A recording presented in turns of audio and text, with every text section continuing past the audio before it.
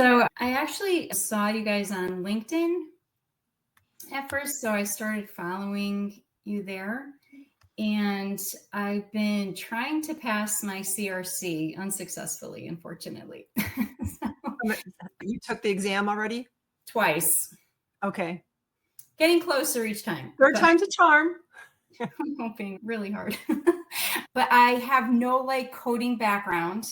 It was basically, I received a promotion at work and I work for Optum, but it's not coding. It's okay. I'm a manager, but I manage a staff of people that go out to practices, doctors' offices, and they collect chart notes and they close risk and quality gaps. So my VP said, why don't you try the CRC and then you'll be better equipped to answer any coding questions. It's not if I don't pass this exam, I lose my job or anything like that. I just thought it'd be nice to have the certification and the knowledge. But as I'm getting older, my memory just, every time I go into, I think I'm prepared. And every time I go into the test, I'm reading these questions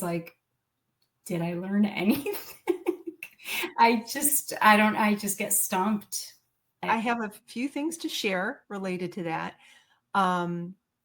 We do this thing called a retake call. If we have students who've taken our full course, have done the Blitz, they've done everything, they're like, I didn't pass. So I'll do a retake call and we'll go through the CCO proven process. Alicia and I went over that last month, I think. So if you want to go back and look at that previous video, but the proven process is basically take a good coding course, do a review Blitz or a boot camp, do timed practice exams until you're scoring over an 85%, then take the real exam. And normally when I do a retake call and I start talking to people, they normally did a course, but they didn't do the practice exams. And that for people that do it, almost guaranteed for them to pass on the real exam. So did you get to try any practice exams before you took the real one? Yeah, so I got the paced one through AAPC. Is that what it is? And I purchased the practice exams and I did well with those. But they weren't timed? They were timed. Okay. They were timed, but I at least had a passing grade. So then I was like, okay.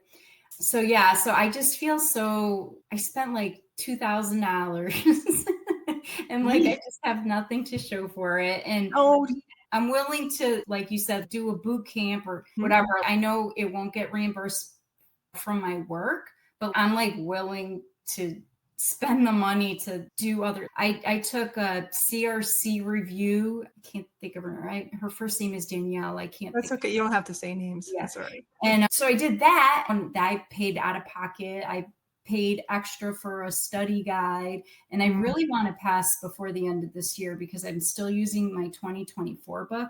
But yeah, so that's why I'm literally joining because it's just I'm doing a Hail Mary here. Yeah. And so you probably came because you thought Alicia was going to be doing her risk adjustment, but she'll do it soon. And if you do go to our YouTube channel, it's YouTube and then it's just at CCO, very simple. If you do it, not on a mobile device, but on a desktop, there's a little search, magnifying glass. Yeah. And type in HCC, CRC. We've got tons of stuff in there. But for you, we do have a review Blitz and we have a new program now where you can rent our courses and Blitzes for $59 a month. So you shouldn't need more than a month to go through the CRC Blitz. So I actually asked you that question, I think last month, but I was literally driving when. Oh. And you did a screenshot of where to go, but it wasn't in the chat. So I was like, okay, I'll have to, I figured today I could ask you if you either put it in the chat and then I could copy and paste it because I really want to do that. Yeah, I'll do that. This is a new pricing model that we're introducing for our 2026 pricing because what the feedback I get a lot is people oh, I wish I found you. I spent all this money with ABC or XYZ. And I figure this is a way that we could help people. It's 59. They could either supplement with what they've already purchased, fill in the blanks, the gaps, get a different flavor, different type of instruction. No, I'm excited for that. Yeah. That's why I was like, this is what I need. I need like a boot camp or something. Like I need, and my book is a mess. I like wrote so many notes in there and it's just so convoluted. I'm like, I don't even like when I'm taking the test, I'm like, I'm not even using my notes. It's just crazy because I don't know. I don't have them like sectioned and it's just a mess. So, I'm like, I need something to stick in here. Yeah. I just sent the link. Perfect. And also, if you're a club member or a student of ours, you get access to our BHAT Cave. That's the bubble, highlight, annotate technique. It really was designed more for CPT, but we do have the ICD guidelines annotated. That was what one of our former instructors, Chandra Stevenson, had. She goes, I have BHAT notes for ICD. I said, you do? She was not the whole manual, but the guidelines, because really that's the key, is understanding the guidelines. So that alone, I think you'll really enjoy. And we have some mind maps that visually help you learn some of the key guidelines with the diagnostic coding. So I highly recommend that. And maybe after I get to chat with some other people, I can go in and show you what the mind maps look like. Oh, that'd be awesome. Thank you so much. Oh, thanks for joining. And just hang with us. And if you have questions or input, just feel free to jump in. I will. Thank you. Janice, how are you? I'm good. How about you? Doing all right. Missing Alicia. Last minute, I'm sick. I'm like, no. Oh, yeah. I was definitely looking forward to what she had to say about CRC. Yeah. And probably what we'll do is next time I'll let her do this and bring people on, and then she can just do her spiel about risk adjustment and all that. I know some, you can ask me some questions, but I don't have real world experience like she does. But I've listened to her talk about it over the years enough. But did you have a certain question that maybe I might know the answer to? No, I'm just looking forward to trying to see where I need to start. Had them been interested in getting the Blitz. So I just want to see if like that's a good place to just start from with the Blitz. I already have my CPC through, matter of fact, the Blitz through you guys as well. But since Did you do a course? Yeah, I did y'all Blitz course. But not like a full course. Not the full course. I actually went to school back in like 2013, dropped it. I had my mother passed, so I refocused in 2020. She passed. So right after that, I heavily got into it, study, and said, and that's when I took y'all course to refresh myself and passed it with no problem at all. So now I'm like, I want another certificate. Where do I start at? So you're going for your CRC. Yes. Okay.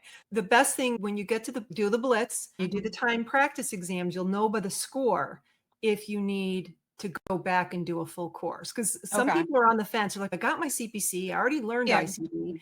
Although ICD is a smaller portion for that CPC exam, right? Yeah.